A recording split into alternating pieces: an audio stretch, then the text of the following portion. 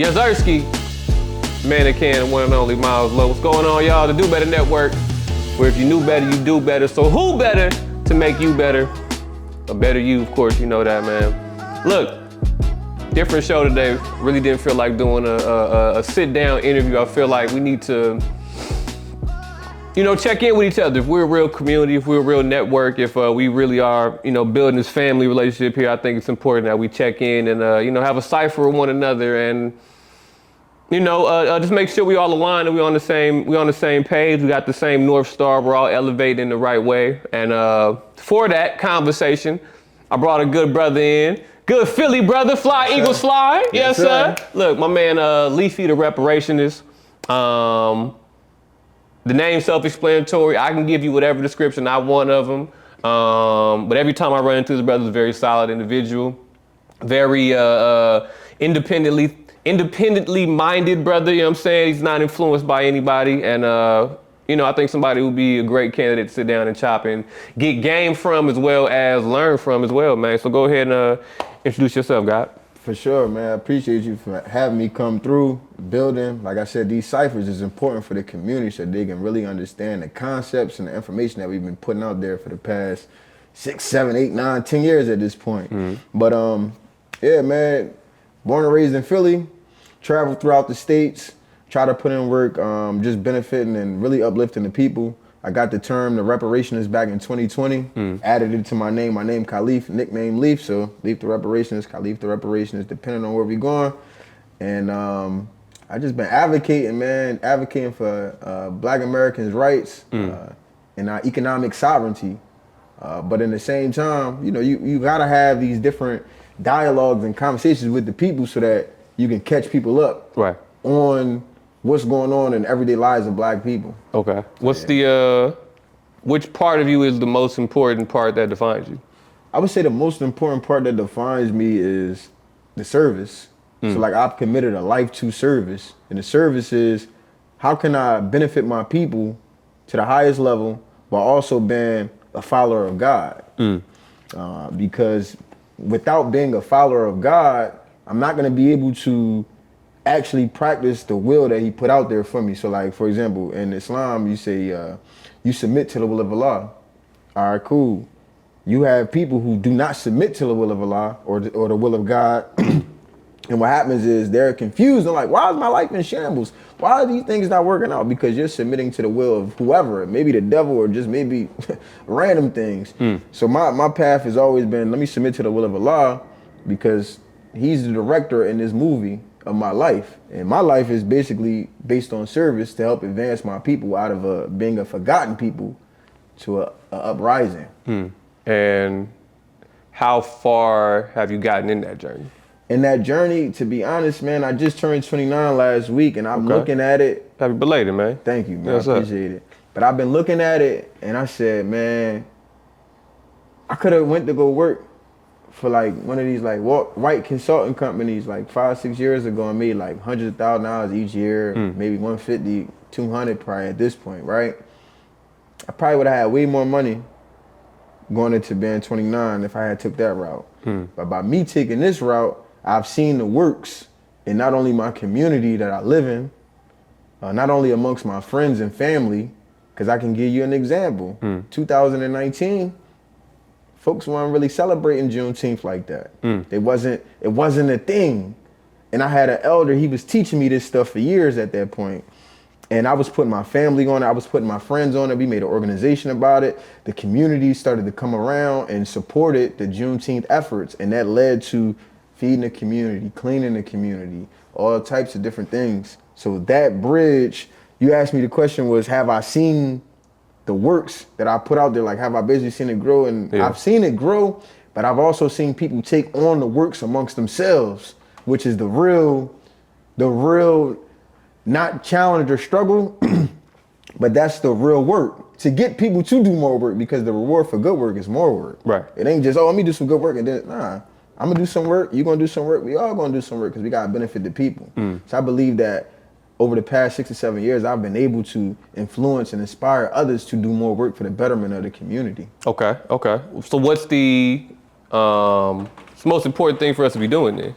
The most important thing is 3. taking care of each other.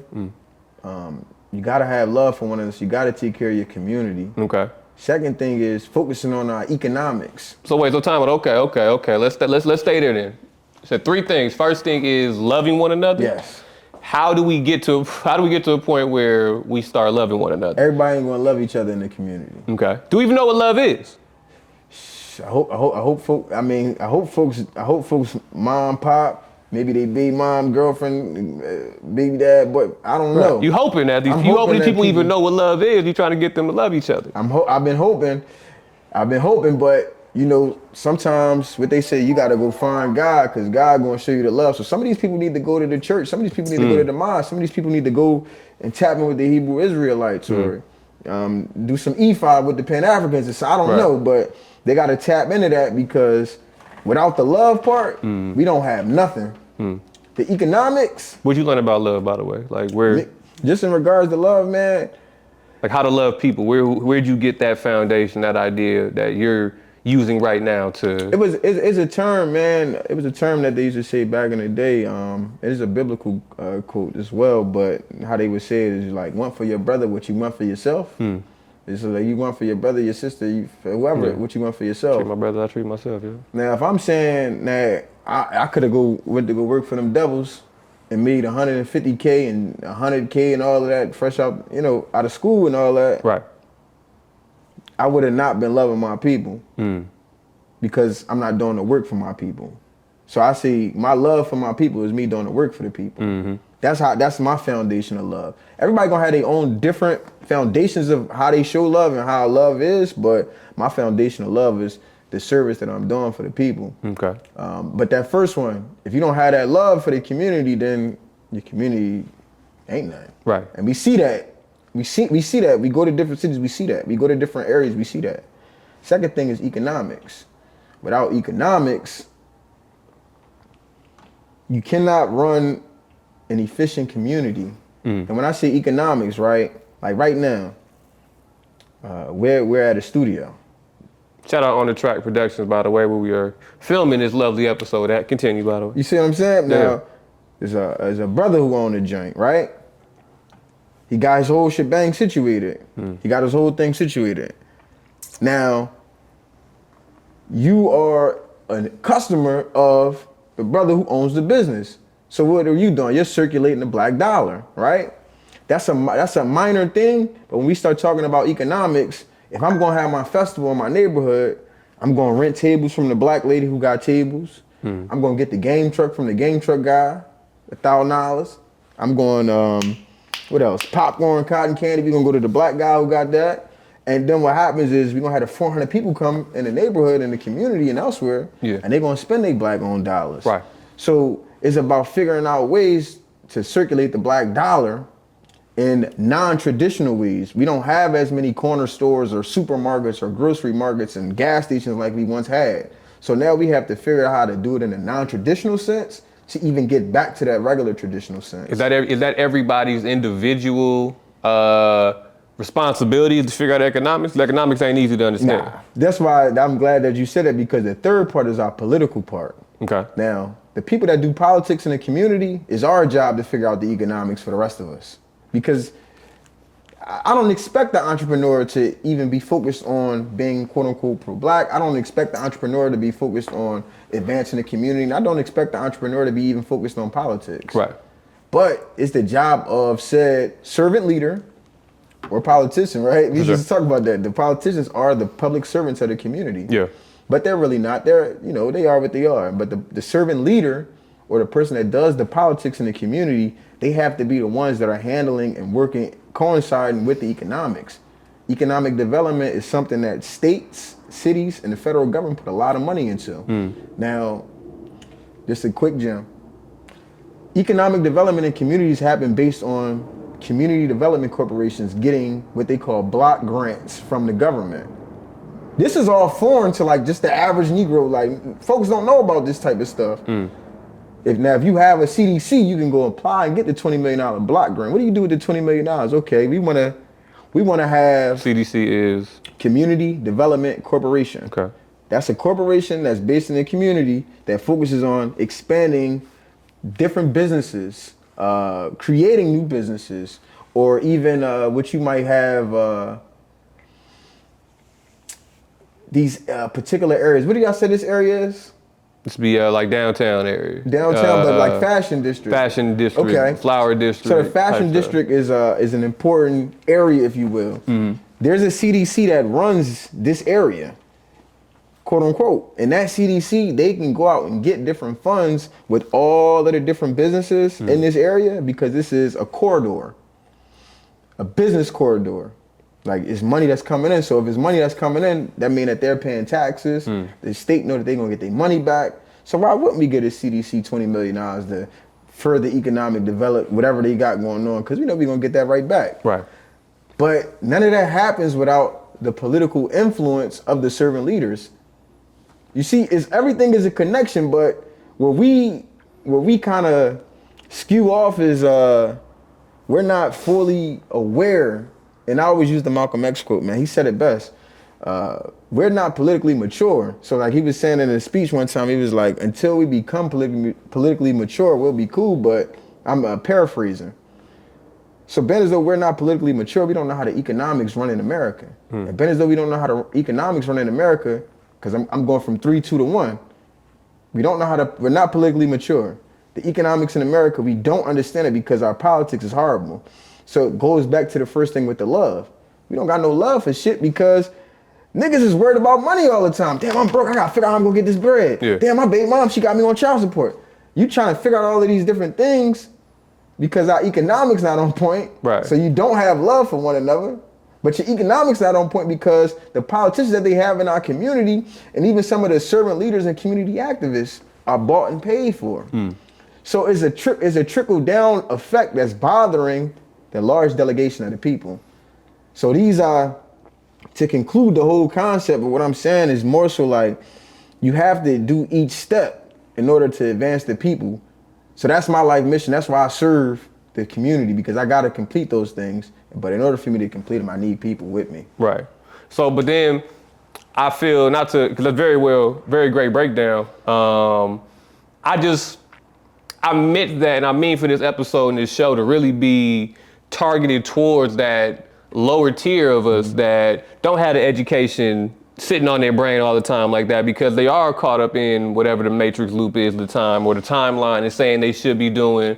The nihilism that they're dealing with, when it comes to finances and when it comes to, even being a man in this type of environment, what I'm saying? What does taking care of a family even look like? Let alone what does taking care of a community look like? Let alone what does economics, for the country look like? Like you said, I'm just trying to get my next dollar out. You know what I'm saying? So I meant that more like, so what is the next step for the common man, the common woman, the common nerd to take? And you saying that is what the love is defined? Love is the first part. Okay. Love is the first part. Once you start loving your brother, your sister, and your community, things will start propelling. Love your community, love your brother, and love God. Okay. God done left the community. You remember we was talking about that. People done kicked God out the crib. Okay. So once you start off with that foundation, then those other two things that I talked about, you can begin to develop and read upon, and you know what I'm saying? So how do we put that same energy and structural system behind love and loving one another then? It's a great direction we're going. I like that. Man, I ain't gonna lie, man. I wish I knew. We kind of came with the like the lineage based stuff, and that's kind of like the reparations movement, but we came with like people trying to figure out who they are. So like if you figure out who you are, maybe you'll love yourself a little more, right? Like if you figure out like, my folks is from North Carolina and they was there since the 1820s. Right. Or my folks from Georgia, out in Macon, they've been there since the 1800s. Maybe you'll love yourself because you got a better understanding of where you're from, because we've had negative connotations and people saying, oh, you don't know where you come from, or you don't have no culture, this, that, and the third. And it's nah, that's not the fact. So maybe that could be a thing. But if I knew, man, we probably had to get my homie that's a psychiatrist or something like that. Okay. He can teach people how to love. Okay. I ain't the one that's going to show you how to love. I can't teach you that shit. I ain't going to teach you how to love. I'm going to teach you how to do these politics, read these legislations, and see these economics that's going on in front of you. Okay. I think that it also, I believe in Sankofa, you know what I'm saying? Which is the African proverb of, looking back while you keep it pushing, keep going forward. Yes, sir. I went to a school called Sankofa. Okay, yeah. I just got back from Nigeria, and Ghana, and you see that Sankofa bird everywhere, and that was just kind of like a reminder for me that you're back in the roots of your, of where your DNA comes from. Right. You know what I'm saying? You actually have completed that loop again. You know what I'm saying? Your DNA has returned, but you can't forget that you're the chosen one. You're futuristic. You're the guy. I think that's a big difference between me and some of us as Black Americans going back to tribe. I said this in the prior episode that we're like the futuristic cousins. You know what I'm saying? That have this type of direction and momentum going our way this way versus our cousins that are rooted into something and they're building from that standpoint. Right. You dig what I'm saying? And I feel that we talking about manufacturing love and kind of economically forming love. I think that we need to be maybe a little more futuristic in where we're loving from. You feel me? Love our future. Love what the baby's about to inherit. Love ourselves enough to create this future. Right. And I think that starts with, you could say it starts with how we see ourselves based off our roots, but we can wonder about how we see ourselves in the future. And I think that we may need to, work on our art more, what I'm saying? And actually projecting ourselves as being these greater versions of ourselves in the future, in the movies, in the music, in the TV, in the video games, in the clothing, in, on these social media trends, all that. I think that's kind of where we need to start building our love to instead of where we're building our love from, I think. I see. You know what I'm I saying? like that. That's actually a really good perspective too. Yeah. And that leads to, we're watching these, I guess we're in the time of hip hop being like on trial. Yeah. You know what I'm saying? Like I don't want to beat the Diddy trial over the head, but we ain't talking about it yet. You know what I'm saying? So did he do it or did he not? Did he do it? The diddler. And I think like, the whole, I watched a real long, dialogue between, involved Dr. Wesley Muhammad.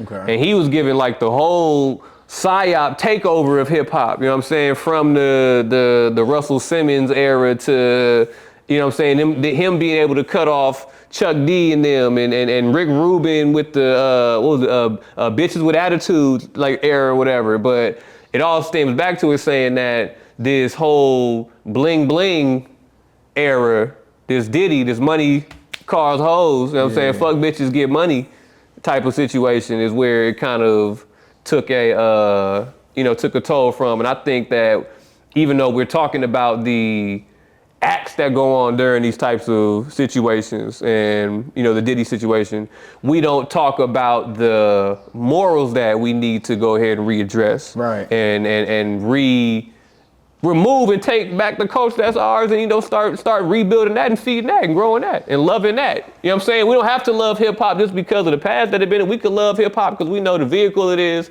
the future that we can build with it, and it's ours, my nigga. Love it. Love the future of it. I agree with you. I think hip hop, to your point, when we went mainstream, it like diluted it. And when it diluted it, it allowed other people, culture vultures, to really come in and corrupt it even further. So much so that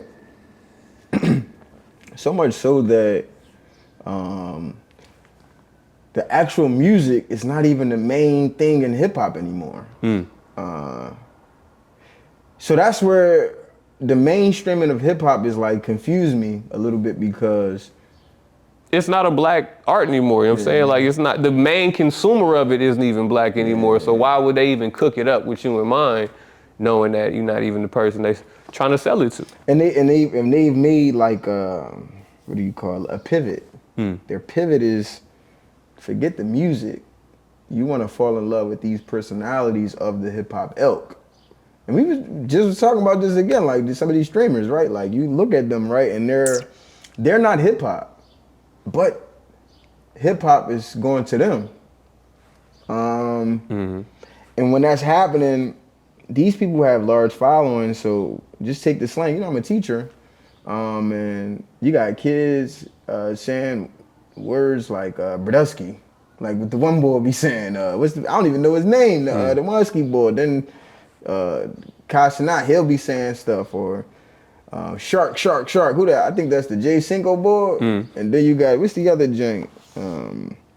I'm just thinking of some of these different. We watching Riz become like Riz, super ball, that's my ball and all type shit. Yeah, all of these things, right? These are like, because hip hop has always been beyond music. It was fashion. It was lingo. It was art. It was, you know what I mean? It was a lot of different things. Dancing, it was DJing, club scene. You see what I'm saying? So, but we've taken those concepts, and the music for a long time was like the tier one. That was the one, especially during the bling bling of the main, like as we went mainstream. Yeah. But we're watching right now this pivot of hip hop is being spread across to different avenues, but the avenues, they aren't what we would call traditional black or historical black spaces or historical hip hop spaces. Now, to your point in regards to the future avenue, we gotta build upon it. But is we going to build upon it in a negative or a positive sense? Is it going to be about the money or is it going to be about the morals?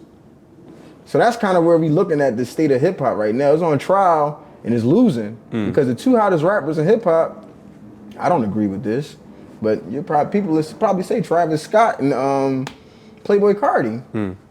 I don't agree with that, but like, and you talking about like that 35 and under crowd of musicians and then people that are consuming them, those two are the biggest ones. I don't even think they should be. But they're fans, and then the labels, and then the side deals that they have. Right. So it's a different thing, man. With that too, I feel like, you're looking at these courtrooms and you seeing the black faces, you know what I'm saying? You seeing like, with all, like we just said, this is a global industry entity, you feel me? There's a lot of billionaires that made billions of dollars off of hip hop, you dig? And the only ones we seeing in the courtroom and talking about and chopping heads off is, Diddy, and like we're watching Nicki crash out right now on, the whole Rock Nation thing. And I'm not the person that's gonna I'm not defending nobody. I just love hip hop, and I understand, like you said, it's a lot more to hip hop than it just being the music, and more importantly, the music you like. Cause there's some dark sides of hip hop, and a lot of lives that have been changed and saved off of the dark side of hip hop, the dark music that comes out of it, the subgenres, the battle rap cultures. Right. You know what I'm saying? And all that, I think, has a birthright to be hip hop in a sense. You know what I'm saying? But when it comes time for Big Mama to come laying belt to ass on these mugs, the only ones we seeing get their ass whooped is the Diddler, and we're about to see Jay-Z take it, and we're gonna see, you know what I'm saying? We see these figureheads take it, and we're not seeing these lawsuits be brought up against like, where's the RICO for the record labels that are pushing, you feel me, deaf music on the artists that they got, and manufacturing the beef with artists that they got life insurance policies on. Right. You know what I'm saying? For whole record labels getting smoked. You know what I'm saying? Where's that at? When we gonna start bringing down hip hop for that type of shit? Galaxy and Empire. Nigga had he got like 3 or 4 artists that got killed, like another 3 or 4 that got indicted. So I mean, no, you're right. I mean, but they're cutting off the head. No, they're not. They're cutting off the people that they cutting off the everybody's favorite fruits. Nah, what I'm saying in the figurative head. No Diddy. No Diddy. But they cutting off the figurative head, so like, we know that Diddy was getting his strings pulled by Clive Davis and them. But in hip hop, Diddy is Clive Davis. You see what I'm saying? Like, they know, like, remember French Montana before back then, Coke Boy, Montana. When he got with Coke, when he had the Coke Boys, he was signed to Diddy, and that's when he was getting them hits. Or even like when Meek was never signed to Diddy, but Meek was around Diddy. So like, it'd be like in hip hop, once you start being able to get around Diddy and Hove, you made it. Because like, you're at that pinnacle of, these are the upper echelons of mainstream or bling bling hip hop. And I'm just saying all that to say, like, those two in particular were like the figureheads that the white folks put in charge. Right. And now it's like the white folks is coming to attack them, which we already knew. That's why you can't be friends with them. But we already knew that was gonna happen. Yeah. And we already heard a lot of these stories. We already heard the shit about Jay-Z possibly having a son. We been heard that shit like 10 years ago. We've been seeing Gene Deal on these fucking YouTube shows for like 10 years. Even though he didn't go to not one court, they didn't call him to the stand though. Him or Jaguar, right? I wonder why. But I'm saying though, we've been seeing this stuff for a while. And now that it's coming into fruition, it's like, well, damn, is this genetically modified or is this organic? Man, is anything organic anymore? The weed ain't organic. You know what I'm saying? The food ain't organic. The women ain't organic. The men ain't organic. I mean, yeah, Drake out here getting BBL abs. Drake getting BBL abs and shit, man. And yeah. But to that point though, bro, I just look at it like, I do think when Nas came out with that album, Hip Hop Is Dead, he was like, he was on a prediction wave.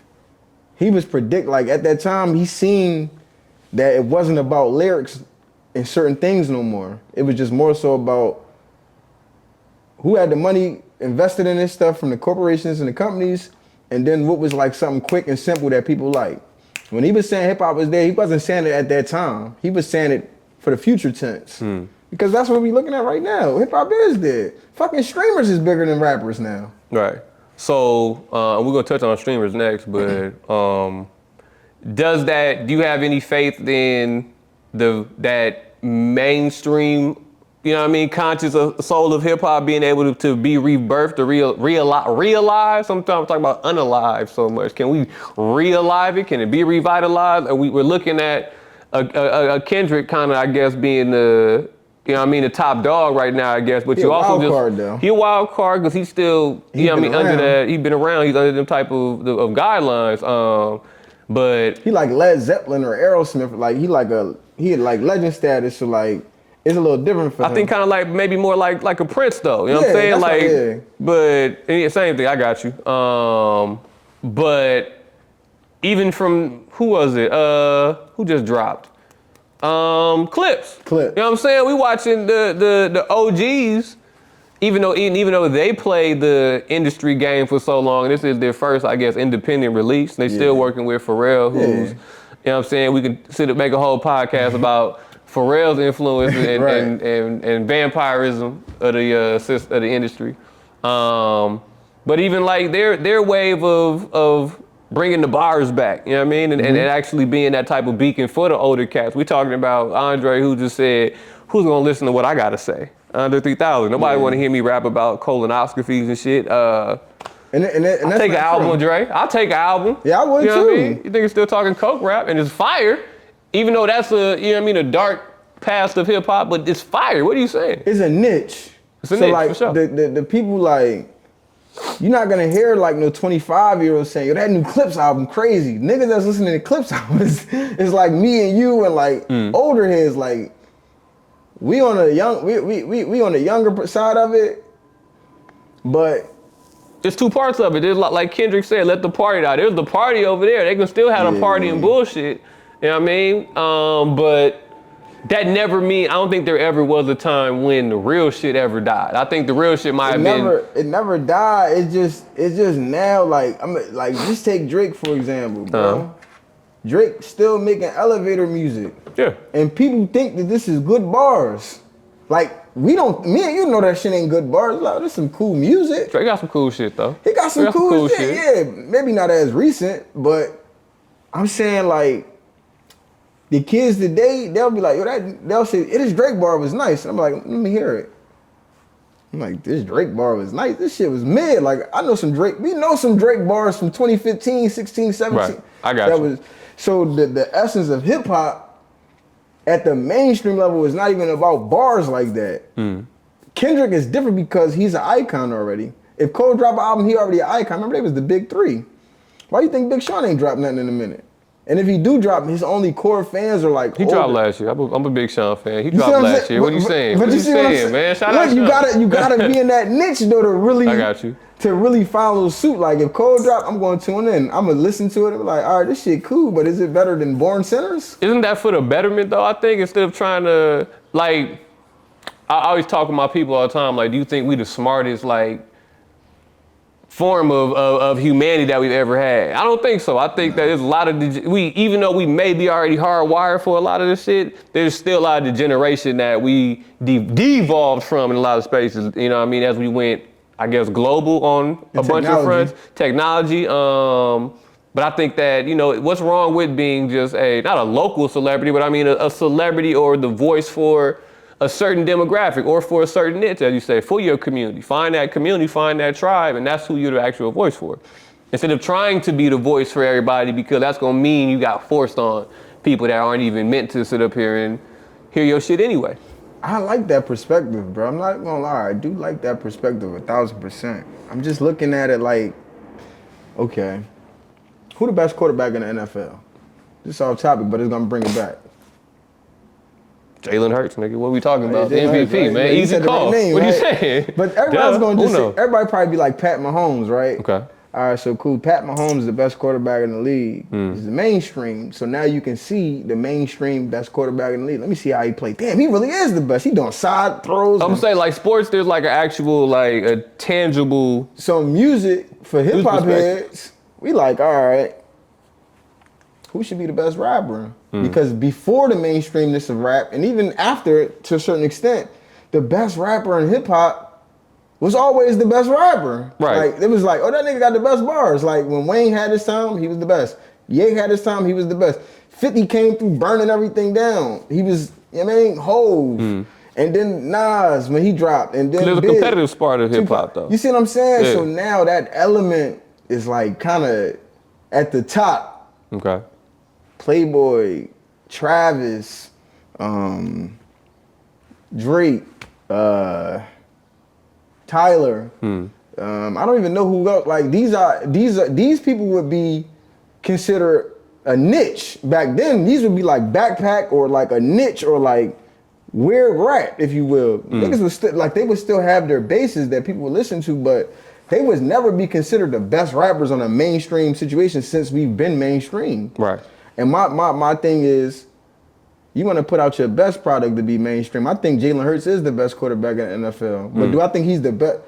He's not the best overall talent. No, Pat is. They ain't even up to debate. But in regards to team and all of that, man, Jalen is that guy.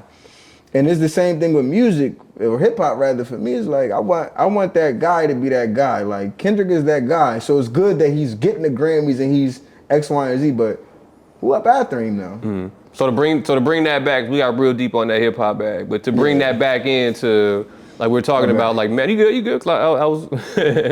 How do we get to manufacture love out of hip hop again? We gotta take it back to the conscious element, man. We gotta get to the elements. When we get back to the roots of the actual the 5 elements of hip hop. Is hip hop even what? Let's even take away from being just love through hip hop. Let's talk about, like you said, love for your people. Is hip hop even something our people should be ingesting right now? Man, it's sad, bro, because like at the calm levels, like if you could just go to like, maybe not out here as much, but like if you go to like a spot, like a little hookah lounge or a strip joint or like a little hood club, they play all of the local, they play like all of the hip hop stuff that's not on the radio, or it might be on the radio here and there, like Rod 49, these other artists, like they're playing these people, so it's not like they're not getting played. It's just that, I don't know, bro. That's the low level shit, you know what I mean? I feel like there's got to be a space for the high level shit as well, you know what I'm saying? For some if you gonna have the bullshit, you got to have the cool shit as well. Yeah, but the low level shit is what the majority of our people like at this point. I disagree. I'm not. I disagree. Which age group? I'm talking about I'm saying this, man. When I moved here to LA, man, I could tear up some carne asada fries with extra sour cream and some extra cheese, some guac, extra sauce and everything. You know what I'm saying? I can't think of eating that shit right now. I'm not eating that shit at You all, feel me? but I got you. But it's like, I also, before I came out here, I told myself I'd never eat quinoa. I never have cold pressed juice. I never have, you feel me? I didn't even like blueberries. You see, I brought fruit to the spot. You feel me? Like, I think that, it's not you're only gonna be a product of your environment. I think, you feel me? If you can change the environment of what some people are gonna ingest, their body will be the result of that change. You feel what I'm saying? Like if we changed everything to have sober fun, you dig what I mean? And have just top tier music, sit down events, and not attached to every other stimuli that's bad for you, like drinking and low light. And if we had some shit at the park, you know what I mean? It'd be a whole different vibe than it'll be at the club and the hookah lounge. But now this is my thing now. Now imagine if you had some shit at the top of the Hollywood Hills, you know what I'm saying, as black people had that type of coming together and make some shit happen. But it also depends on, I got you on that, but then it also depends on, you might have some shit like that. Niggas would be like, I'm not trying to hear no fucking line dance music. Now I want to hear that young boy. I want to hear that Lil Durk. There's levels to it, yeah. It's like, so it's more so on the standpoint, like, I always look back on it and just say, like, yo, if you ask somebody in the trenches where you from. But that don't even make sense to you if you, not to cut you with, that don't even make sense to you if that's not even the life you live or want to live.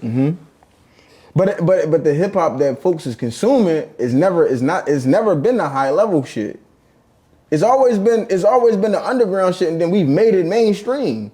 Look at Sexy Red. 4 years ago, nobody knew who the fuck she was. Maybe 3 years ago at this point. It's been a minute. But remember she had that song with Sugihana, and then the boy NLE Chop, he was walking them on a joint. Yeah. After that, then she started blowing up mainstream. But people was know who Sexy Red was because she was on the song with Sugihana. So I'm saying, like, the underground base of hip hop is always brought the mainstream up. That's what's different now. You don't gotta be underground like that no more. You could just pop out and be fucking Lil Nas X, or you could pop out and be who's some of these rappers now? I don't even. Yeah, you got a whole freshman list of them. I got you. Yeah. But so then my question is, where's the pop out for us then? Where's our G's popping out at? Where's our, you know what I mean, our heroes here to say that they popping out at? Where's them young cats at? Well, we missed the ball when you got me talking like the young kids. We missed the ball. But we missed the ball when we didn't control anything in hip hop, and we was just the talent. So once we just became the talent, now you don't actually direct the climate. Yeah. I told you, it always started at the bottom.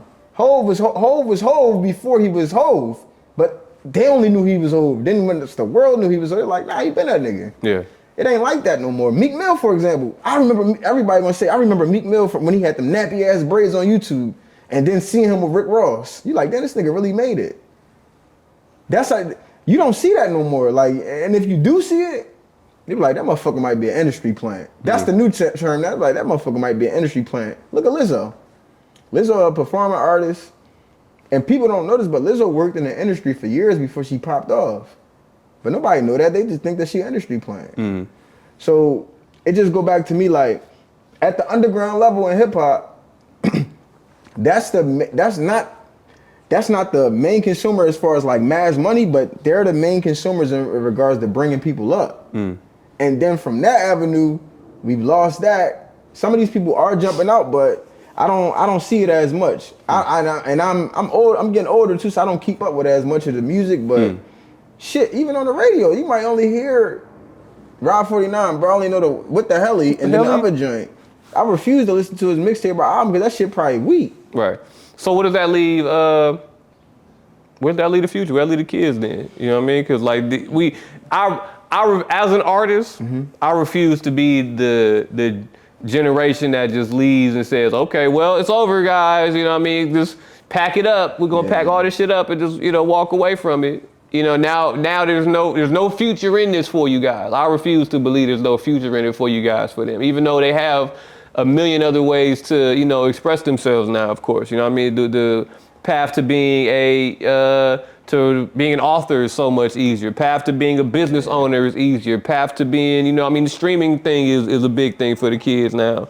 But I refuse to think that there's no way to, you know, capitalize off the music that we making. You can still capitalize, and then different genres like the house music shit, or house music got the, but and I also, I'm gonna say this too as an artist. You're an artist, so you do know better than me on some of the But I think that too, I don't like people that making music just because it's the hot shit. So don't do some shit that's not naturally you feel me? Just because you can Google, I can Google how to make Amapiano, which is like the house music for Africans and shit like that. Sure, you can make that. Sure, you can play the music. And I'll tell you off the mic too, but I got into it with Africans out there for trying to, you know what I mean, play American music. I'm like, but that's the wrong music. Play what you do. Give us some Afro beats. We in your land, give us what you got. Don't try to cook up our shit for us. Do your shit. I like that, bro. That's actually a good take because just looking at it, we never gonna get away from hip hop. I'm not saying that. It's just like R&B. Like we're not gonna get away from R&B. We're gonna keep evolving it, but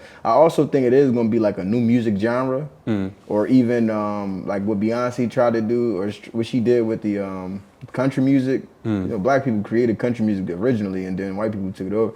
I think you're gonna see more of that type of stuff, like black people just returning or going to different music genres, and then in our mind, like when Afro beats first came out. If you just ask somebody, like, if you just ask like a random boy, they'll be like, I thought that was a Jamaican nigga. Or they would have just thought it was reggae. They didn't know it was a genre. They didn't know it was an African that was in London. They just thought it was probably a Jamaican nigga, honestly. Wizkid, for example, I thought he was Jamaican. I didn't know what the nigga was. But I'm saying that to say, that's how it's going to be with this next generation of music that's coming up. You be like, is this shit hip-hop, R&B? We don't know what it is. We just know it's a nigga. And it might be hip-hop. It might be R&B. But I think we're going to see a lot more of that. Rather than, this is rock and roll, you gonna stay in rock and roll. This is pop. I get you. I think, and it's gonna be good for us, cause hip hop, man, that shit. If it ain't about money, bro, like all jokes aside, bro, if it ain't about money in hip hop, bro, that shit done. Yeah, that shit cooked. Like if you ain't getting no bread, if you ain't hosting like no battle rap festivals or no community festival with the musicians, if you ain't hosting no showcases, or if you ain't doing no. Any of this shit, if you ain't on the money aspect of hip hop, get the fuck out of that shit, man. Unless you love the art, get out of it, man, because them untouchables, man, they polluted the shit so much to the point where as though, let me just give me an industry plant. Lil Nas X, motherfucker, we make him go diamond or some shit like that. Let's get another industry plant. We gonna make them, I think Playboy Cardi ass. I would love to tell him that. You feel me? I would love to tell him that. You know what I mean? Like, to his face, nigga. But he used to be hard though. That's just crazy. He used to be okay. Like when I first heard him, like damn near 10 years ago. Okay. But what happened? The corruption of them people. But he's the biggest artist, bro, in hip hop, right? Him and Travis Scott. And that's mind-boggling to me, bro. The shit don't even make sense. I think what the missing key is and it'll be real clear to tell who needs to be there and who don't need to be there once you start educating people. I think we all dropped the ball on educating these young niggas on what they're even doing. Right. And that's like, and stuff like that I feel like is why you can't let your hands off, because there's still a role for you to play in this whole shit. As the one who's giving this education, like we just watched the BET Awards and you got the streamers up here don't know who Wale is. You know what I mean? Like, but they're up on stage, lil broing people type shit because they're getting the eyes right now. The eyes are on them at this second. Your show's not gonna come out till it hits the internet or it hits TV or whatever. These got 100,000 million eyes on them right now watching what they got going on, and you don't know who the person who you're about to give an award to, who potentially you'll be giving an award to is. You feel me? You haven't even gotten the game or the sauce on these people. Right. I think that, and I'm not against the, I'm not against the streamers interacting with hip hop. I'm not saying hip hop needs to just be exclusively hip hop. I see the future as well. I'm all for, I mean, like, we're pro-black, you know what I'm saying? We're on a whole different wavelength as far as, you know what I mean, keeping our history in lock and step with our past, I think. We're in a blended culture and a blended society, so I'm not surprised that it starts getting there, but it's when we don't know what the fuck we're doing, when it's just a free-for-all.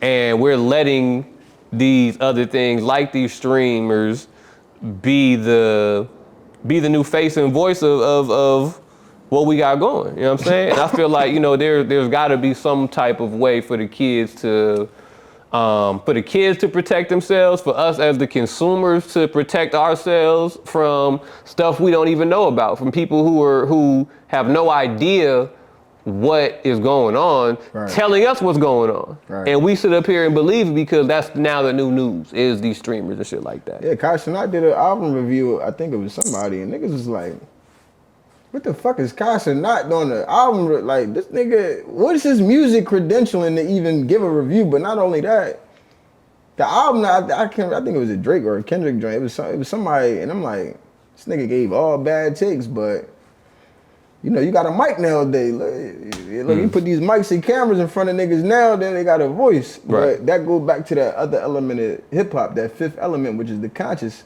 Because you feel me, folks gotta understand with this hip hop thing, like hip hop is really birthed out of the 5% movement. A lot of the key stuff, a lot of the key elements, like, you know, your b-boy stance, that's 5% God bodies chilling in your stance, you feel me? So if you don't, and that fifth element, that conscious element, that comes from the 5%ers. It's a teaching element in hip hop. And that part, I think us getting online and us getting into YouTube, streaming, TikToks and all of that, that's our way of putting it out there to make this thing go full circle again. If folks ain't doing it now, ain't nowhere to get the knowledge. You wanna get the knowledge from Lord Jamar? I like Lord Jamar, but little young niggas, they don't want to get no shit from that nigga. They want to get it from folks like me and you because we look like them, we talk like them. Shit, you 30, I'm 29, but shit, you look 25, I look 25, you know what I mean? So it's an easier consumption rather than Lord Jamar. Nigga, I ain't trying to hear shit from my uncle. I ain't trying to hear nothing from my pop. That's what it becomes, one of those types of things. Like, I think we're at the top too, like they want to hear from each other though. I think they enjoy hearing it from each other more than hearing it from, they'll ever hear from they big brother or whatever, feel me? Or they homies can be the one. Like say if a Kai Cenat, somebody who they grew up, you know, feeling like they could, put it this way, I know I wanted to get into rapping. I love the art of rapping. I love poetry. I love the rhyming, you know what I mean? The technical part of it. But I wanted to be a rapper when I saw Lil Bow Wow. I wanted, what? A kid? What? So, he could rap? I could, what? You feel me? That's when the spell of wanting to be, I guess, the star artist kind of came in at. You feel me? I always loved the Nas's. I always loved the you know, my mom's put me on early like Dog Pound days and shit like that. I love the gangster culture of it, the instrumentals, the dancing. But once I saw that, I understood a star could be born. You feel me? And I saw something I could do at that time too, so it kind of it gave me more of a tangible North Star than something you got to wait on to achieve and learn. And I think that there is an aspect of, you know, the kids want to learn from themselves, for themselves, from themselves, not be taught. Especially if they don't, like you say, if the love isn't there for their big brother and unks or whatever, but also if there's no what's the word I'm looking for? There's no trust. We have nothing to trust you for. We don't trust you. Even if we don't love you, we can trust you and understand that, hey, you know what, you're the person, you the president. There was a time we thought the president had to be smart, you know what I'm saying? Had to be family oriented and polite, and you know what I'm saying? When we look at the president walked into your classroom, you would stop what you're doing and shake his hand because it's like, oh my God, it's the president. You know what I mean? There's a lure to it. And I think that lure has fallen for everybody. So if you don't have the fruits that they respect and represent, they're already here. They're not like some little kids that we need to respect your elders. Like these are grown ass motherfuckers who are on the cover of Time magazine type stuff. You know what I'm saying? That way. That part. Economy. You talk about economics, they're their own $1 million economies. So, and I do agree. The Minister Farrakhan, he always talk about these entertainers and things of that nature. They need to have like this wise counsel though. See, without wise counsel, them niggas be doing, niggas that have money, but then should be doing niggatry. People that don't know what niggatry mean, that just mean they don't gotta if they don't know, they don't gotta know. It's okay. It's okay. but yeah, like they don't know. Like right now, a lot of people, and I gotta bring this up again, because a lot of people right now is like backing Kai with the A and Raw shit because they like, damn, Kai finally peeping game that these motherfuckers is racist. Right. I'm like, well, yeah. I mean, I thought everybody knew that. But You said Kai's finally figured out the people are racist? yeah, Kai basically. So like the people is basically saying everybody been saying Aiden Ross in his community was racist. Now what's happened is Kai is saying that he was on the phone with Aiden manager. Aiden manager called him a nigga like 3 or 4 times on the phone, like on some casual conversation. Like, nigga, you crazy? You supposed to, nigga, you messing up money? And they're like, yo, what the fuck? Like, they just called me. So he's explaining this, but to Kai's fans, or not even his fans, people that's like me that just see this shit, niggas like, oh, damn, Kai finally waking up to like seeing like, yo, these people, they don't actually have your best interests. And they're really anti-black, but they just like the culture. They like to be culture vultures, other shit. But him realizing that, it's kind of like he might got some wise counsel around him. Somebody must be talking to him, saying this shit like, "Yo, bro, you might want to peep game," because like you said, he still is a young guy, so he's learning as he's going. But then, as you're learning as you're going, like you in college, you're in high school, even as a young adult, as we are, you still have your wise counsel. Without your wise counsel, then you just. Without your wise counsel, man, you just a lone wolf. Because you out here trying to figure out the knowledge and figure out this, figure out that, but you ain't got no pack. You ain't got nobody to, yo, is this the right move? Let me call my uncle. Let me call Big Bro and them. Let me call Pop. Let me call whoever. And I feel like Kai recently just did that. Like, I can see it. Like, I can see he had a conversation before he got on that stream. And I only seen the clips, but. So I'm just saying that to say, like, these are some good young men and some good young men and young women out here that's like taking on this next stage of economics and doing what they doing. But without wise counsel, we're gonna see them in the tabloids with all types of fuckery. We're gonna see them potentially be in situations where they don't understand anti-blackness. Like Speed, shit be happening to him when he go all around the world. All this anti-black shit, he don't even be realizing what be going on. He had to start picking up because of the chat. Like, yo, they on some racist shit. And then he start having conversations with people behind the scenes. And I'll say this too, man. I like Speed. Of all the streamers, Speed's probably my favorite one to at least tap in with. He's different, yeah. He's different. You feel me? He's taking on a whole different like character type. You know what I'm saying? Of streamer. Yeah. You know what I mean? He's like that athletic type of streamer. You know what I mean? So. Yeah, it's like man versus the world or some shit like that. Right, and that translates internationally in a whole different type of way than it will if you just a pop culture influencer though. But yeah. Nah, I'm with you, bro. And Kai's more so like he real good with business. And I think he might got some good people around him that's helping him with business because I see him more around. I see Kevin Hart with his arm around Kai Snot a lot. But Kev is crazy. Kevin Hart is one of the best business people I've ever seen in Hollywood. Kevin Hart from Philly, by the way. Yes, he is. Yes, he is. You seen Kevin Hart on Paper Soldiers down there 22 years ago. And then from that, Soul Plane. Kevin Hart really ain't get his big break to the dominant society until Think Like a Man. That was his big break in like pop culture. Cause he was on Scary Movie 3 and 4 and shit like that, but like I think them comedy specials, like once they kind of hit Comedy Central too, he was Laugh at My Pain. Laugh at My Pain one, yeah. All right, that was around that was 2011, 2012, 2013.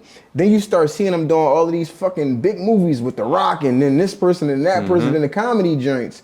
But I'm a Kevin Hart fan. I like the cult classics that he had. I don't even like the shit that he done did after 2016, some of it. But I'm saying Kevin Hart is one of the biggest business people. We got the podcast shit, him and his homies, what's the Heart. We just was talking about this shit in Red Vegas. Cup Boy and shit, whatever. Yeah. Then he got his own production company. All his comedy shits and all his movies, he's doing production on that. So he getting multiple checks coming in. Right. He do comedy for his man. His man Spank got his own thing going on, so he do that. And he's one of the best. And then he's on every fucking commercial. I think Kai be talking to him because remember they had that stream. It was Kai, Drewski, and Kevin Hart. And I think it was somebody else. I can't remember, but they had that joint. I know Kevin been giving them some good business game, bro. Yeah. And giving them some good game to move around these vultures. Cause Drewski another one. Nigga started on the gram, bro. He don't even stream, but he started on the gram doing comedy and shit like Shiggy and them was doing. Right. Remember Shiggy and Fat Boy? Yeah, shout out to Shiggy, but what the fuck happened? Yeah. Fat Boy out here punching on his baby mom and Shiggy, I don't know what the fuck he doing, but yeah. That little conscious shit he did was funny as shit. The conscious rapper shit. That was good. I'm glad he did that. Shout out Shiggy. But I'm saying like these guys, they was doing comedy Instagram skits and Drewski took the Instagram skit to some whole other shit like Yeah. wise counsel. Do I think Shiggy had wise counsel? I'm not sure, but on the looks of it, no. Because if you get to one element, you're supposed to keep going. What I say in the beginning of the joint, what I say in the beginning, the reward for good work is more work for you. Yep. Niggas out here niggas doing good work and then just, I'm cool. You know what I'm saying? I'm about to go to Cabo and shit. I'm cool. Let me go to Tulum with this little baddie, spend $5,000, but I can't make another 20. Nah. Right. So that without that wise counsel, finito. It's a wrap for you. Yeah. You hear that, youngins? You hear that, senior citizens that want to get into, you know what I mean, these spaces that you are not naturally prone to get in? Find love. Get you some wise counsel. Work on your infrastructure. Work on your economics. And what else? Oh, don't forget. What else? Gotta find God. Gotta keep God first. Gotta keep God. Is there God in? Where's the godly stuff at? Where are we getting our godly media from? Like, what do you mean by when you say keep God just first? Keep God. Just know, like keep your, like you're fulfilling the mission that God and the purpose that He put out there for you. Okay.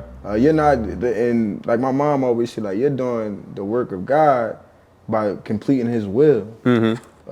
Don't ever think that it's your will. So like you can get big head or you can be so brazen to the point where it's though, man, I ain't got, man, God, man, what, Right. man?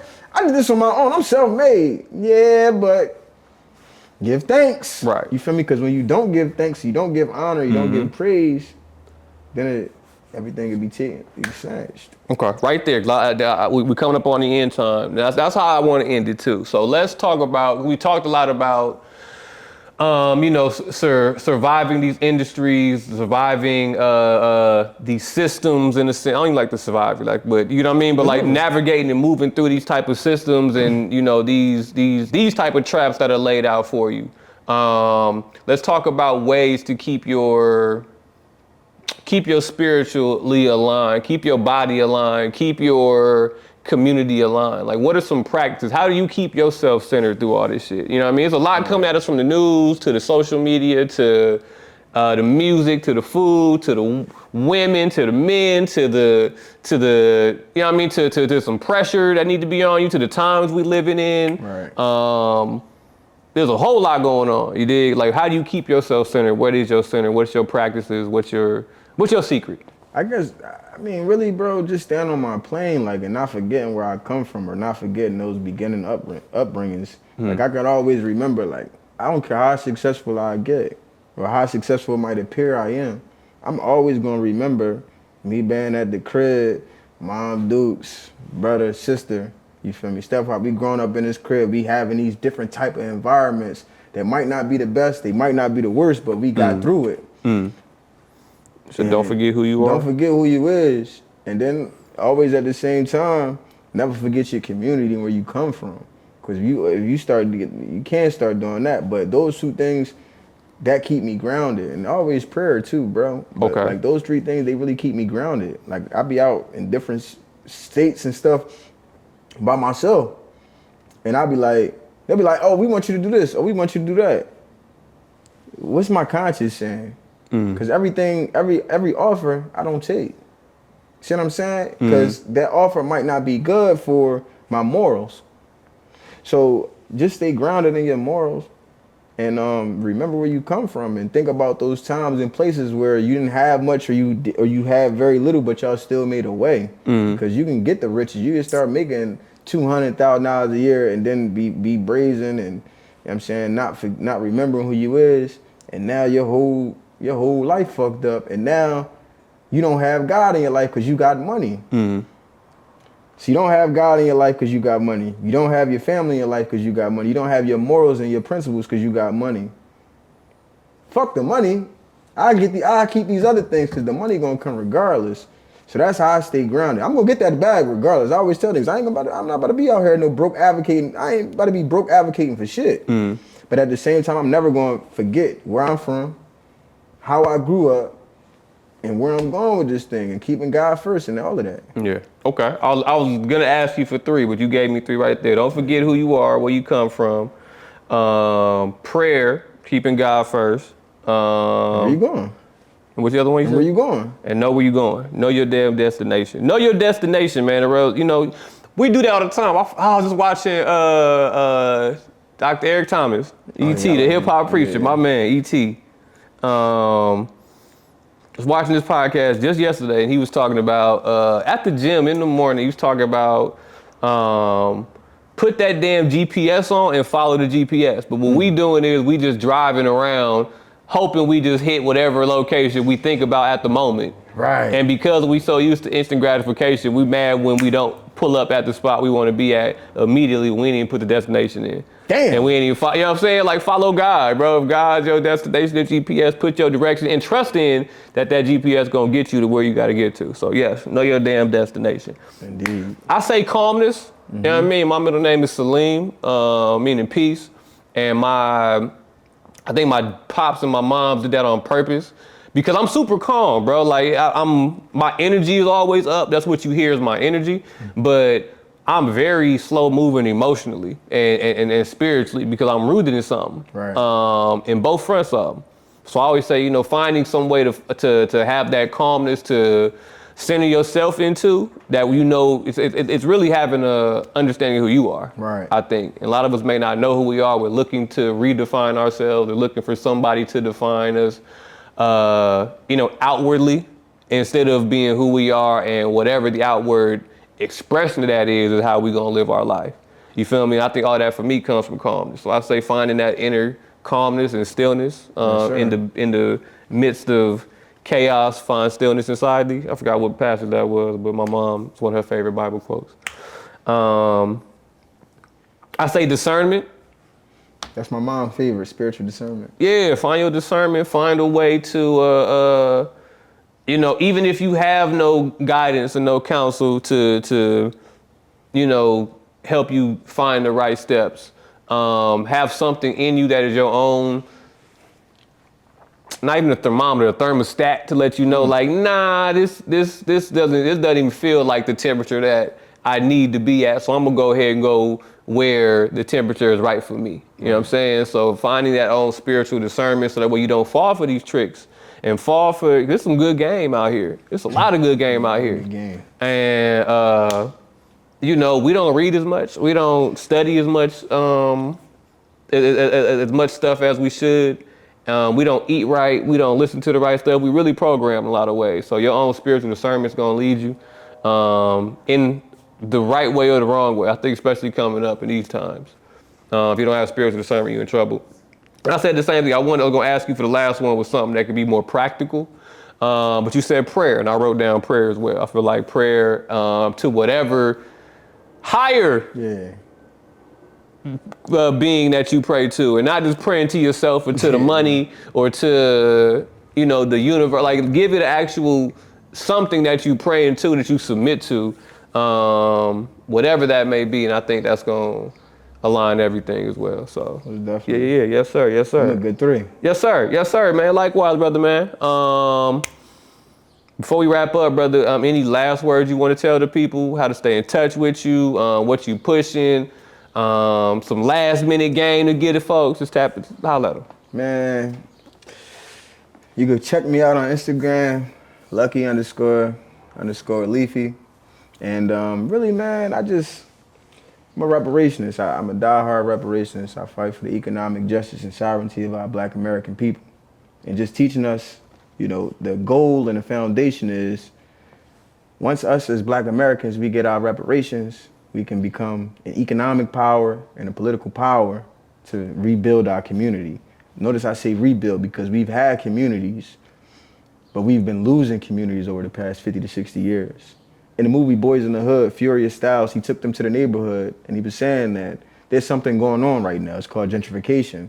They're gonna make the neighborhood so cheap so that everybody can buy everything up and they're gonna move your black ass out.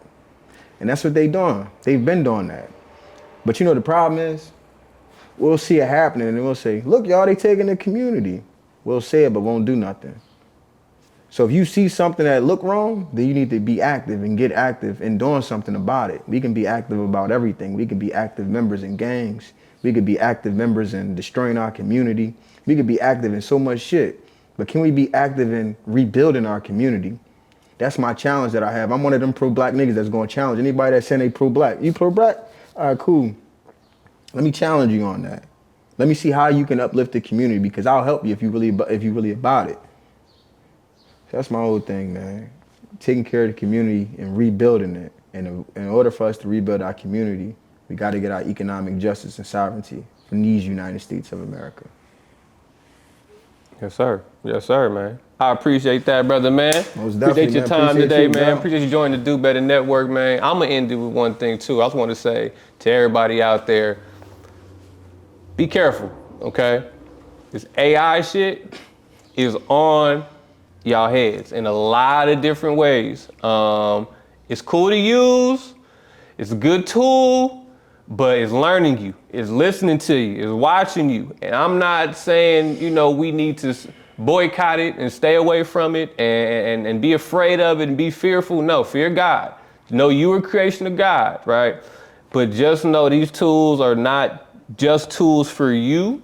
These tools are made with you in mind of being a consumer and a user of them and a product and a byproduct of them. They're not here to help you. They are here to help and empower everything else around it. So be careful, all the stuff you put into it. Be careful giving all your personal information, and just know that everything you can and say will be used against you in the court of Big Mama and the Most High. So I'm not gonna judge you. I'm gonna just understand that, it's the tools we use, the time we living in. So stay safe. It's nothing but love, you know what I'm saying? We found love. This is an hour of cultivating love right here, y'all. We talked about that. This is love being built right here on the Do Better Network. So look, I appreciate you tapping in. Look, the Do Better Network on Instagram. Get your merch, man. You know what I'm saying? We got some merch being made, man. You see little stuff being made. Imagine that produced right here at On the Track Production. Shout out Noise from Full Circle Core. Shout out 3 a.m. doing the production on it. Shout out Joel On the Track Productions, man. It's a team effort, baby. We coming together like Voltron, and in no time flat, you gonna see the fruits of it. So, hey, it's another one. Make sure you tap back in the Do Better Network, Instagram, YouTube, Miles Low Music, the real Miles Low on Instagram as well. And it's nothing but love, y'all. Nothing but love. It's for the betterment of you. So if you knew better, you do better. Who better to make you better? You guessed it, a better you. We out. You did.